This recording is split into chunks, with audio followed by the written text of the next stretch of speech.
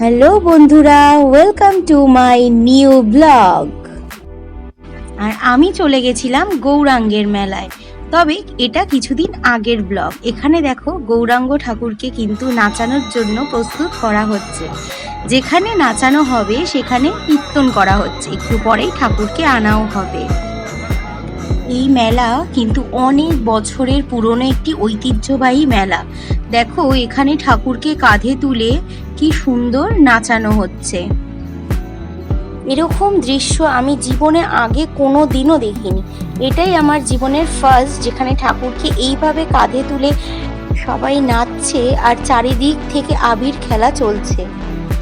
এত সুন্দর মনোমুগ্ধকর দৃশ্য আমি সত্যি জীবনে আগে কোনো দিনও দেখিনি, আর আমার আগে কোনোদিনও দেখার সুযোগও হয়নি। এটাই আমার জীবনের প্রথম এত সুন্দর ঠাকুরকে নাচানোর প্রথম এই ভিডিওটা আমি দেখলাম এবং করলাম।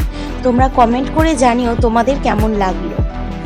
এরপরে মেলার মধ্যে আর দেখো এখানে কত দোকান বসেছে। আমি তো সব কিছু কিনতে আমার খুব মন চাইছিল, কিন্তু এখানে এত দাম জিনিসের, কি বলবো, মন চাইতেও আমি কিনতে পারছিলাম না।